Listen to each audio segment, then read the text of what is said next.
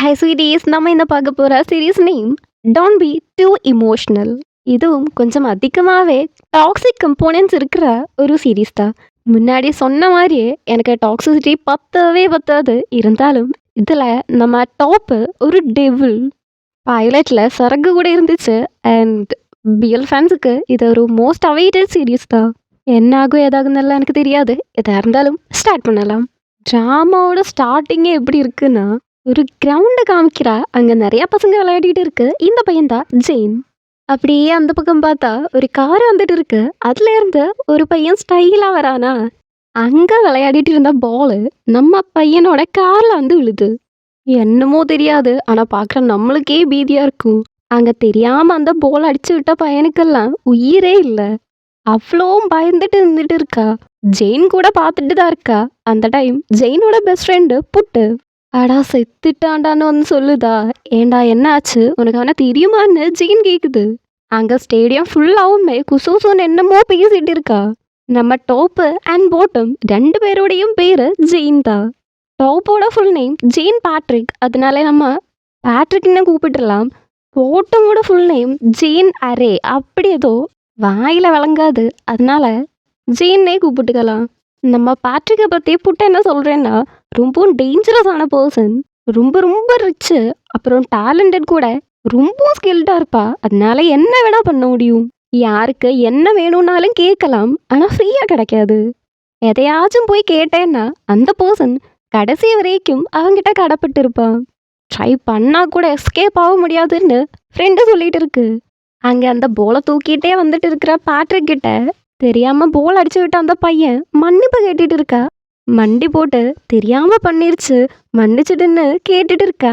ஆனா பேட்ரிக் நக்கலா ஒரு மாதிரி திமிரா சிரிச்சிட்டு இருக்கா. ஆனா இது நம்ம ஜீனுக்கு பிடிக்கல.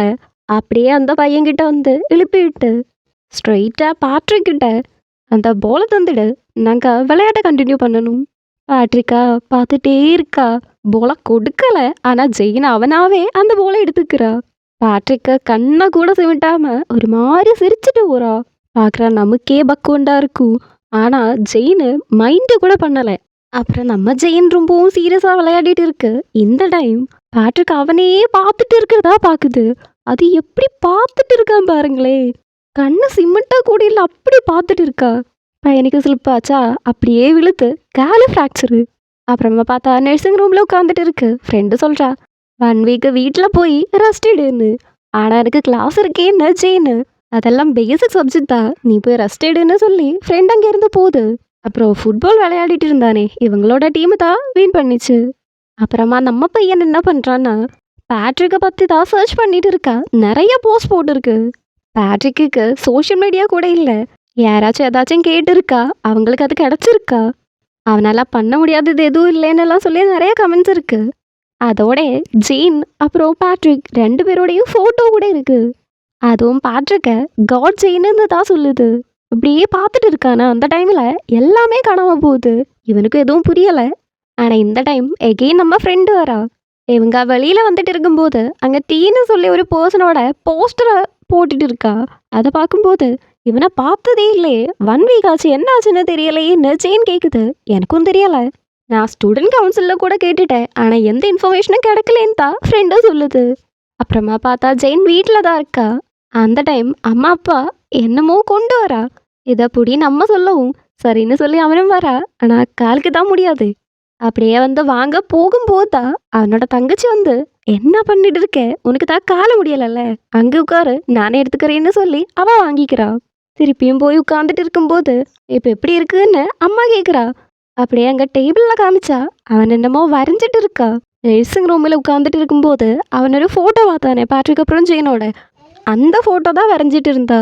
அப்புறம் பார்த்தா காலேஜில் டான்ஸிங் ப்ராக்டிஸ் ரூமை தான் காமிக்கிறா. அங்கே எல்லாருக்குமே பெயர் இருக்கா. ஆனால் ஜெயினுக்கு மட்டும் பெயர் இல்லை. கவலைப்படாத, இன்னைக்கு ஒரு நியூ ஸ்டூடெண்ட் வருது, கொஞ்சம் லேட் ஆகுன்னு தான் சொன்னேன்னு சொல்லிட்டு இருக்கும்போதே நியூ ஸ்டூடெண்ட் வருது. வேற யாரா இருக்கும், நம்ம பேட்ரிக்கே தான். பேட்ரிக்கும் வந்து நிற்குதா. பார்த்தா 2 பேருடைய நேம் ஜெயின் தான். அதனாலேயே டீச்சர் நம்ம ஜெயினை பார்க்க கொஞ்சம் சின்னதாக இருக்கும், அப்புறம் பேட்ரிக்கை பார்க்க கொஞ்சம் பிக்காக இருக்கானே, அதனால பிக் ஜெயின் அப்புறம் லிட்டில் ஜெயின்னு கூப்பிட்டு இருக்கா. இத பார்த்தா ஃப்ரெண்டால சும்மா இருக்க முடியுமா? உட்காந்து ஓட்டிட்டு இருக்கா. எல்லாருமே பேரா டான்ஸ் பண்ண போகுதா. ஆனா நம்ம ஜெயினுக்கு கொஞ்சம் தயக்கமா இருக்கா. அந்த டைம் தான் பேட்ரிக்கு என் கூட டான்ஸ் பண்றியான்னு கைய நீட்டிட்டு இருக்கு. பையனுக்கு பிடிக்கலைனாலும் எதுவும் பண்ண முடியாது. ஏன்னா அது அசைன்மெண்ட் கூட. கைய பிடிக்கவும் அப்படியே பார்த்துட்டு இடுப்புல கைய வச்சு அப்படியே தான் கிட்ட வர வச்சு பச்சை கண்ணை எடுக்காம பார்த்துட்டே இருக்கா. அதுவும் நம்ம செயின் எல்லாம் பார்க்கணுமே பாவம் பையன். என்ன பண்ணணும்னே தெரியாம பார்த்துட்டு இருக்கா. டான்ஸ் பண்ணிட்டு இருக்கு. ஆனா நம்ம ஜெயினுக்கு இன்ன வரைக்குமே டான்ஸ் பண்ணி பழக்கம் இல்லை. பேட்ரிக்கு தெரியுமான்னு கேட்டா அவன் கிரெயிண்டுக்காக முன்னாடியும் கிளாஸ் அட்டன் பண்ணியிருக்க அதனால தெரியும். ஆனா நீ பயப்பட வேணாம், என் கூட டான்ஸ் பண்ண கண்டிப்பா உனக்கு ஏதா கிடைக்கும்னு எல்லாம் சொல்லிட்டு இருக்கு. இந்த டைம் ஜெயினோட காலை எகெயின் ட்விஸ்ட் ஆகி போகுது. நீ ஓகேயா? அன்னைக்கு கிரவுண்ட்ல இருந்து விழுந்தே இப்போ கூட வலிக்குதான்னு கேக்குது. ஓ, அது நீ பார்த்துட்டியா? ஆமா, நான் உன்னை பார்த்துட்டே தான் இருந்தேன். என்ன பார்த்துட்டே இருந்தியா? என்னது? ஆனா பேட்ரிக் எதுவும் சொல்லலை. அப்படியே அவனை டான்ஸ் பண்ணிட்டு எங்கேயோ கூட்டிட்டு வரா. ஜெயின் கேக்குது எங்க கூட்டிட்டு வரான்னு. ஆனா எதுவும் சொல்லலை. அவனுக்கு தான் காலு முடியலைல்ல, அதனால டான்ஸ் பண்ணிட்டு அங்க ஸ்டெப்ஸ் இருக்கு அங்க உட்கார வைக்கிறா. ஏன்னு கேட்டுட்டு இருக்கா. ஆனா எதுவும் சொல்லாம பேட்ரிக் அங்கேயே உட்காந்து அவனோட காலை பார்த்துட்டு இருக்கா. என்ன பண்ணிட்டு இருக்கேன்னெல்லாம் கேட்கும்போது ஜஸ்ட் சிரிச்சிட்டு அப்படியே காலை பார்த்துட்டு இருக்கா. அங்க டீச்சர் இன்ஸ்ட்ரக்ஷன் கொடுத்துட்டு இருக்கானா, அதை பார்த்துட்டு வேணான்னு எல்லாம் சொல்லுது. ஆனா பேட்ரிக் கேட்குற மாதிரியே இல்லை. அப்புறம் என்ன, ஜெயின் உட்காந்து பேட்ரிக்கை பார்த்துட்டே இருக்கா. இந்த டைம் இப்போ எப்படி இருக்க, பெட்டரா இருக்கான்னு பேட்ரிக் கேட்குது.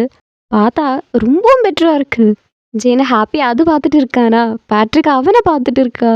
பேட்ரிக் எகெயின் காலை பார்த்துட்டு இருக்கா. ஜெயின் போதும் போதும்னு இவன் சொல்லிக்கிட்டே இருக்கா. ஆனா நம்ம பேட்ரிக் கேட்குற மாதிரியே இல்லை. அங்கேருந்த ஜெயினோட ஃப்ரெண்ட்ஸும் இதை பார்த்துட்டு தான் இருக்கா. இந்த டைம் டீச்சர் கொஞ்சம் மோட்டிவேட் பண்ணிட்டு அங்கேருந்து போகுது. ஜெயினும் எதுவும் பேசாம போகுதா. ஆனா கையில பிடிச்சி வச்சுக்கிறா பேட்ரிக். எனக்கு உன் காண்டாக்ட் கிடைக்குமா? ஜெயின் பார்க்குறா. கண்டிப்பா தரேனின்னு சொல்லி ஃபோனை எடுக்குது. அப்படியே லாக்கை மாத்துனா அங்க ஃபர்ஸ்ட் இருக்கிறது பேட்ரிக்கு இவனே ஒரு டெவில் மாதிரி இவன் விங்ஸ் எல்லாம் வச்சு ட்ரா பண்ணியிருக்கா. அதை தான் வச்சிருக்கா. அதை பார்த்ததும் அவனுக்கே முடியலை, என்ன சொல்ல முடியும். ஆனா பேட்ரிக் எந்த எக்ஸ்பிரஷனும் இல்லாம நான் அது பார்க்கவா. ஜெயினும் கொடுக்குது. அதை எடுத்து ஆமா இது உன்னோட இன்ஸ்டாகிராமா? அதுல கேப்ஷன் இப்படிதான் இருக்கு. எல்லாரும் சொல்றா அவன் டெவில்னு. என்ன வேணா பண்ண முடியறவன். இதை வாசிக்கிற பேட்ரிக் அப்படியே பார்க்குறா. பேக்ரவுண்ட்ல மியூசிக் எல்லாம் ரொம்ப பயங்கரமா இருக்கும். ஜெயினுக்கும் எம்பாரஸ்டா பயந்து போய் நின்றுட்டு இருக்கா. அப்போ பேட்ரிக் சொல்றா ரொம்ப நல்லா இருக்கு, எனக்கு இந்த பிக்சர் பிடிச்சிருக்குன்னு. கிரேட் ஆர்டிஸ்ட்னு சொல்லுது. என்ன சொல்லணும்னு ஜெயினுக்கு தெரியல. இந்த டைம் அவனோட கிளாஸ்ல மற்ற ஸ்டூடெண்ட்ஸ் இவனோட கிளாஸ்ல ஒரு டீன்னு சொன்ன பையனை காணாம போயிடுச்சு, 2 வீக் ஆச்சுன்னு எல்லாம் சொன்னிச்சு. அந்த பையனை அரெஸ்ட் பண்ணியிருக்குன்னு தகவல் கிடைச்சிருக்கு. அதை பத்தி பேசிட்டு இருக்கா. அதை பார்த்ததும் அப்புறமா பார்க்கலான்னு இவனும் நேரம் அங்க வந்து பார்த்துட்டு இருக்கு. அந்த பையன் யூனிவர்சிட்டி கவுன்சில் பிரசிடெண்டா இருக்கா. அந்த டைட்டிலை யூஸ் பண்ணி வாலண்டியர் கேம்ப்ல இருந்து மணியை தூக்கிட்டா. அந்த மாதிரி தான் என்னமோ சொல்லிட்டு இருக்கு. இவங்க இதெல்லாம் பார்த்துட்டு இருக்கும்போது நம்ம பேட்ரிக் அங்கேயே நின்று ஜெயினை பார்த்துட்டு இருக்கா.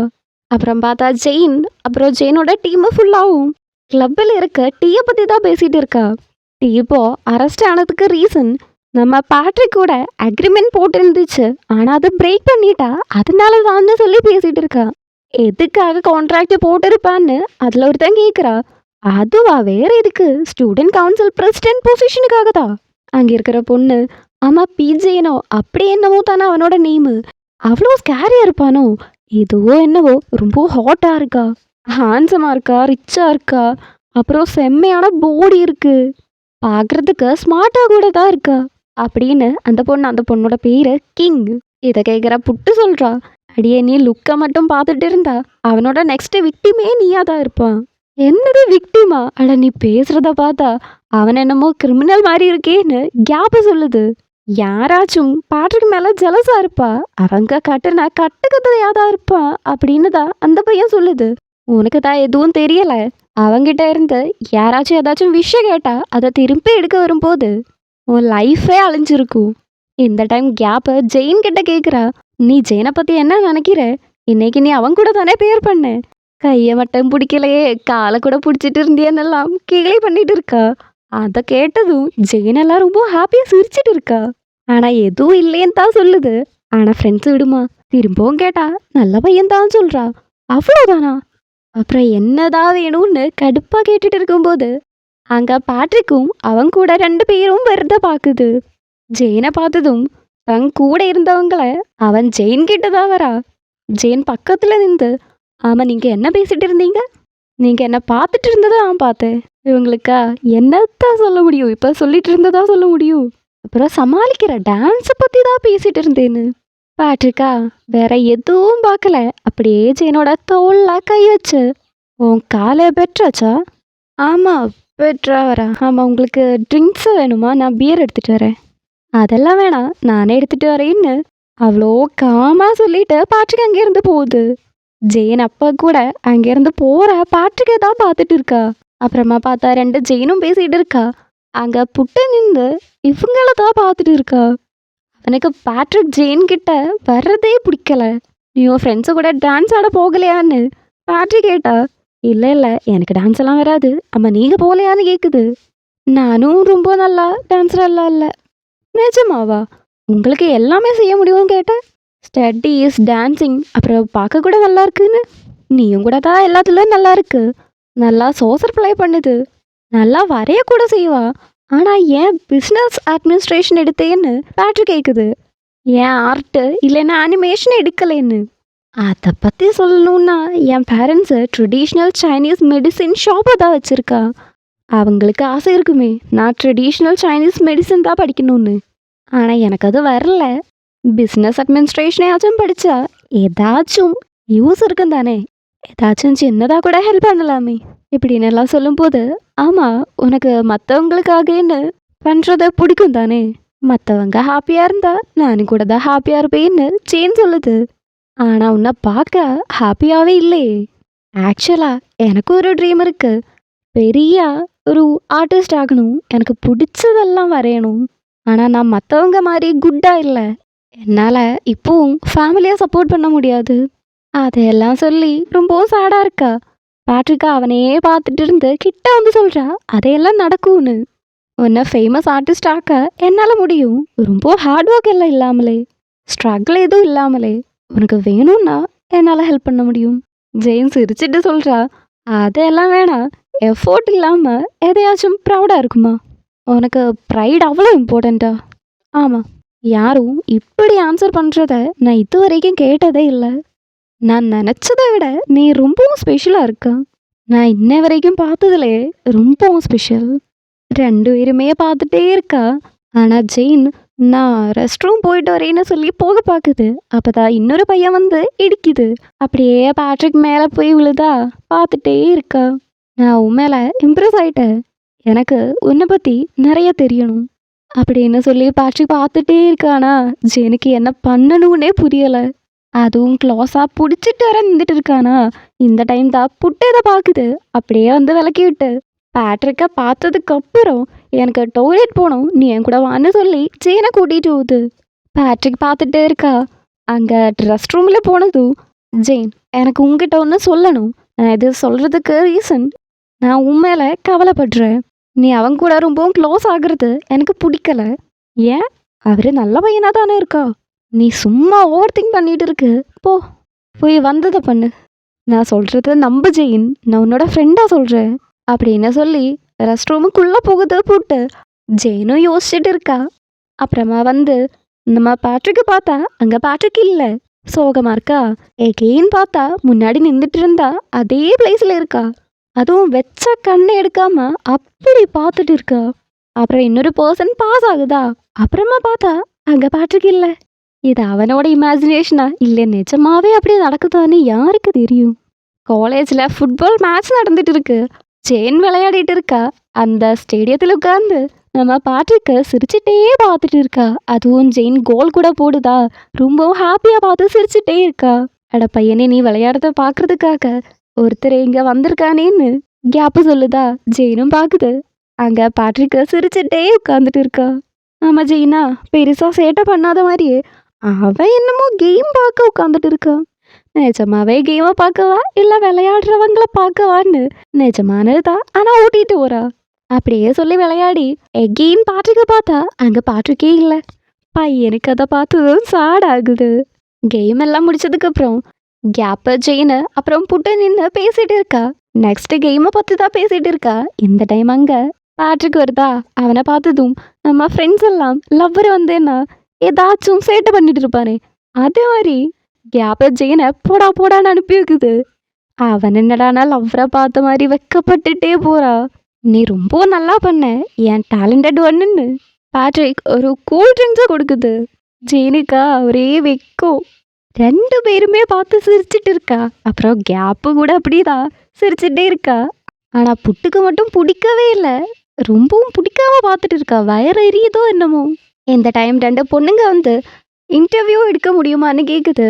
கொஞ்சம் முன்னாடி ஜெயினை பார்க்க ரொம்பவும் க்யூட்டாக இருந்துச்சாமா. அவங்க யூடியூப் சேனலுக்காக வீடியோஸ் இன்டர்வியூ மாதிரி எடுத்துக்கிட்டான்னு கேட்குது. ஆமாம், அப்புறம் உங்களையும் தான் உங்களுக்கு முடியலைன்னா பரவாயில்லன்னு அந்த பொண்ணு சொல்லுது பேட்ரிக் கிட்ட. நடக்கவே நடக்காது.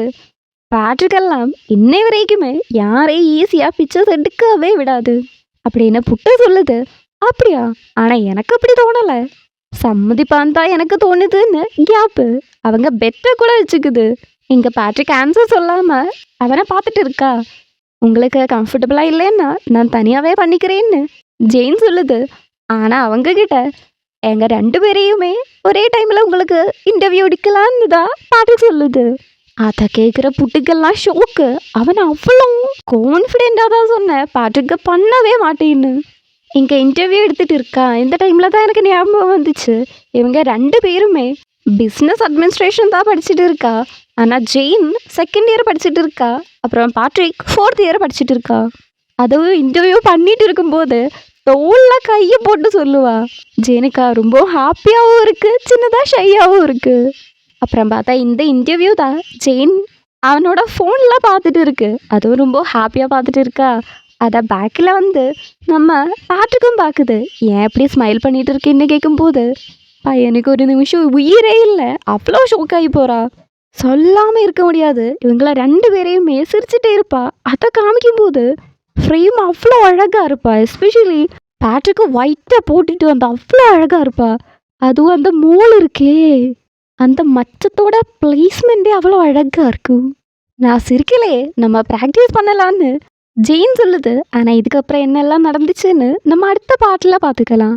இந்த எபிசோட் 1 hour 2 minutes இருக்குது. இப்போ 29 minutes தான் சொன்னேன், அதுக்கே 80 minutes ஆச்சு. இந்த சீரீஸ் பார்ட்ஸாக தான் பண்ண முடியும்னு நினைக்கிறேன். பார்க்கலாம். எனக்கு இந்த சீரீஸில் ரொம்பவும் பிடிச்ச விஷயம், இதில் சூப்பர் நேச்சுரல் திங் இருக்குது. கரெக்டாக சொல்லணும்னா டெவில் இருக்குது. அது எனக்கு ரொம்பவும் அட்ராக்டிவாக தெரிஞ்சிச்சு.